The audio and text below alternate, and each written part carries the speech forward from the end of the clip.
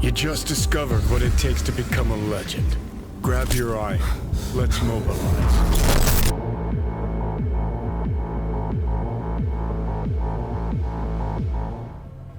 How's it going, everyone? It's HandlelessTML back with another Cyberpunk 2077 video. And in today's video, I'll be using mods to clip through the walls of the interlude section of the game. This is where you play as Johnny just before him and V meet. So I'll actually be clipping back outside of the door we came in, and the first thing you'll notice are an assortment of cubes and just black panels. Some of them seem to be moving around, and this is actually the scene that you just saw at the beginning of the video, of the screen rotating, and you can tell even when you get close to it, it gets darker. So that's actually all part of the cutscene, but when you go further out, you'll notice that we're actually just above Vasquez Pass, over a mountain. So what I'm about to show you is actually only visible during this interlude section, and pretty much anytime you're playing in the past as Johnny.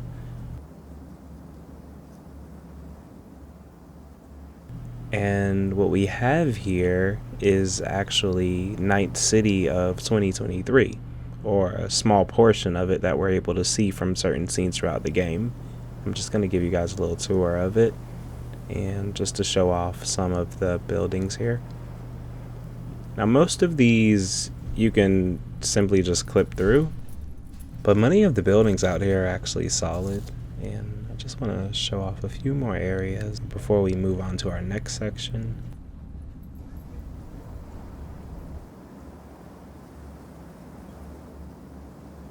So there's actually a couple of scenes that take place out here, and you may recognize them as I go through them. I won't get into heavy details, but first thing you'll notice is we're outside of the Hammer, which is actually the bar, the club that you just saw Johnny enter.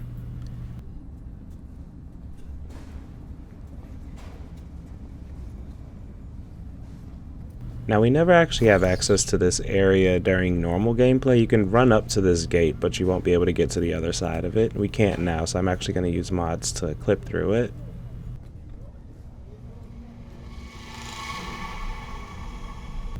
And here we are, we're actually on the street in front of the Hammer, or I guess on the back side of the Hammer. You know, some buildings are a bit more fleshed out than others.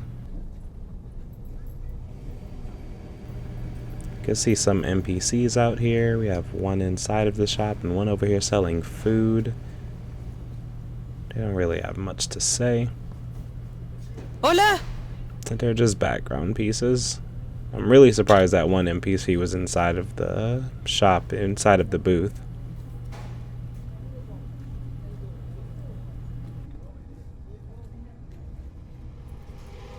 I won't be showing off every single inch of the city, but I will be showing off some of the more interesting parts. So for instance, you can come in here during Carrie Uridine's performance of Chippin' In, or his version of Chippin' In. And usually when Johnny walks in here, he actually interrupts the song. So you don't really get to hear a lot of it, unless you're just standing outside of it.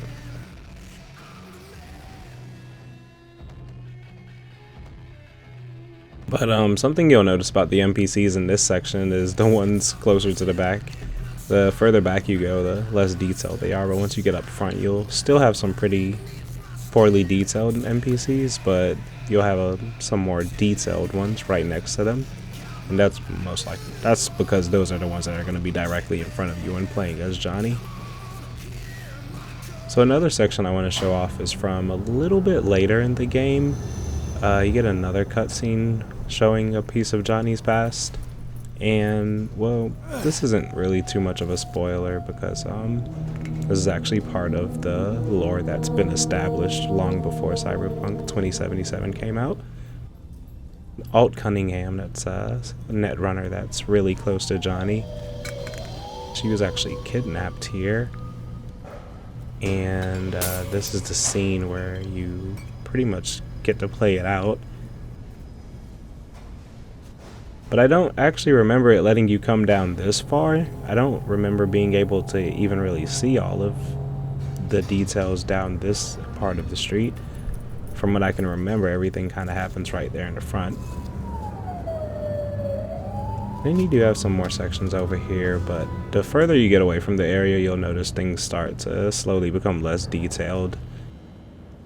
And once you get over here, it's just completely back to, you know, obviously you're not supposed to be there. So the last part of this I want to show you is just a parking lot, just a random parking lot here. I actually think this is just a copy of one of the parking lots that's actually in the game. Part of one of the mega buildings, I believe. I have to double check, but I'm pretty sure this is actually a parking lot for a mega building. And I won't be showing off too much in here. There's not really a lot going on in here.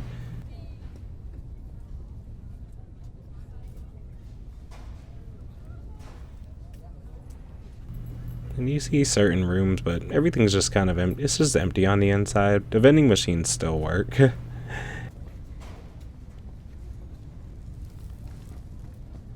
When we get up to the roof, there's not really much going on here. You can see some more buildings. They have some pretty nice details to them. And just some floating objects. You can come over here, you see the doors, they don't open at all, so... And clipping through those, there wasn't really much there. There wasn't anything there. So the last thing I want to show you is actually going to be here, just under Arasaka Tower. And this is a area that a lot of people have probably seen before, but never knew it was inside. So when you come under it, there's actually this black box here. And I've heard people say things like it's a dev box, but when I come inside, this is what I find. So you may remember this part of the game too. This is actually later on in the interlude. It's when Johnny is being interrogated, and this is actually the room that takes place in. It's pretty interesting. I've been wondering for a very long time what this box was. I wasn't able to get into it before, and I only recently was able to get mods working. I was only recently able to figure out how to get mods working on my game. Yeah, so when you come in here, you'll notice it does have a working door, even though you can't access this section, but I do know, pretty sure Saburo walks through here at some point. And when you look out the window, it doesn't show what you end up seeing during the cutscene. Instead, it just shows the reflection, but you can't really see anything.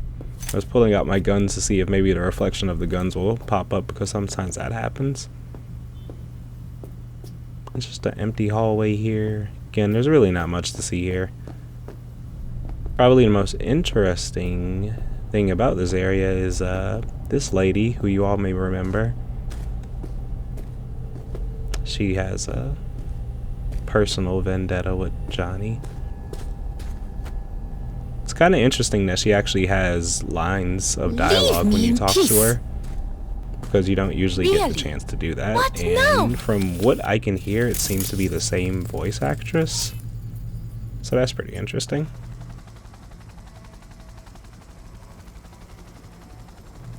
Last thing I'll show you is just something I thought was pretty funny.